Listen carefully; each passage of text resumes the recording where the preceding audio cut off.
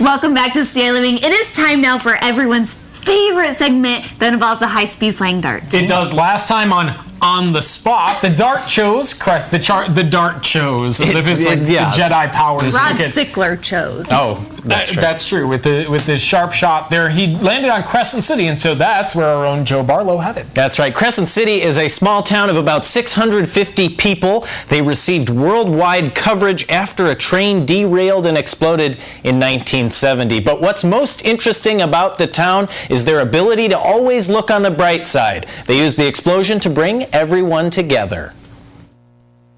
You know, people ask where you live, and we tell them south of Chicago, how far south, and oh, we're a little bit south of Kankakee, and yeah, in 1970 we had a train. I remember that, watching that on TV. June 21st, 1970. It's a morning that Crescent City will never forget. All of a sudden the house shook, a lot of light came in, and my wife ran and got our daughter and came downstairs, and we ran out of the house and saw the train wreck here and the fire. Jim Ward and his family got out of town in a hurry. They saw the propane gas tanks explode on TV. This news traveled worldwide. It was obviously the biggest train wreck explosion in the United States at that time. This center of town lost approximately 2 blocks on both sides of Route 24 here. We don't have any buildings still standing from that on the main street, and you know, with explosions and everything that were going on, it was just amazing that there was nobody that got killed. That's why the town decided to come together and remember the blast with the Fireball Festival. We call it commemoration, and we always have the festival every 5 years on Father's Day, the same day that the train wreck, the explosion happened. And we consider it not a celebration, but a commemoration. I think it is something that we've got, that we build on, and we only do it 5 years, so I think everybody gets more excited about doing it. The fest goes for 3 days. It includes a parade, fireworks, and a race.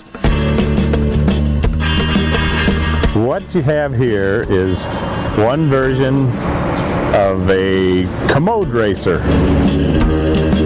You know, I'm not real sure, Joe, where it came from. It just kind of happened. I don't, you know, it's kind of like the bed races. I know you've heard of bed races and stuff, you know, some of these things. And there was a bunch of guys that kind of sat around and decided, you know, I think we could do this.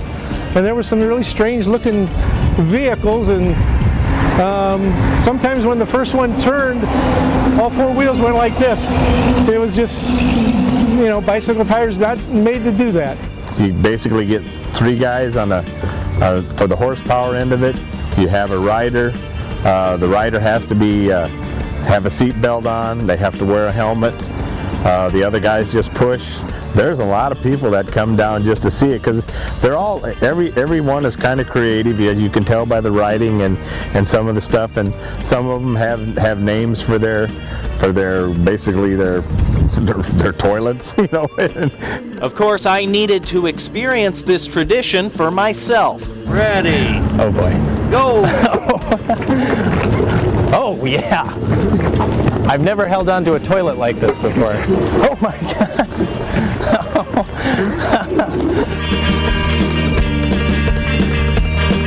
So I see why people want to do that. That's pretty good. The younger people that have moved away have made it a point to be home that weekend.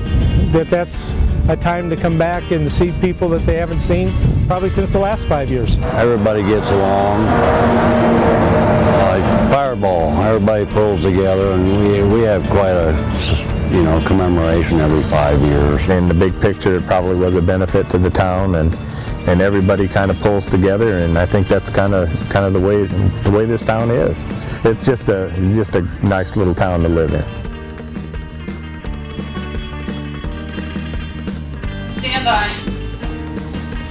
So I think the people of Crescent City, they were so nice. And look, here's the limited edition t-shirts from the last festival in 2010. And look, here you go. Here's one for you and one for you. That's from the mayor. I have one for myself too.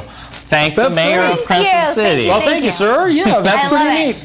That's a fireball. That's a fireball. Yeah. But we've got to pick a new spot. I know. Who should throw the dart? Who should do it? How about Derek Faber? Welcome. You gave her the white one because you realized that he will completely ruin that one very quickly, probably. I didn't put any thought into it, so you're reading into they that. said I got to be in the camera shot to throw it, but with my arm length, I may not be able. Well, okay, that's fine. We understand. So here, I'll just go over here and throw it. I'm going to step away Are you from the aiming for board. anything in particular? Maybe, we'll see. Okay, here I'm we aiming go. for what I hit. Oh, no! You were the first person to not hit the Let's try it again. Take two. I thought Yeah, I threw darts in college. Isn't that pretty bad? you were. Is that? I'm I gonna think let that's, you decide. that looks like Clarence. I'm going to say Clarence. I was actually aiming for Metcalf, County. which is right there. Well, it's interesting. man. You Yeah, completely missed the. you were close. Yeah. So if you have an idea, a story idea for Clarence, Illinois, please send it to me at jbarlow@wcia.com or our Facebook page too. Yeah, there you go. He's got a brand new one.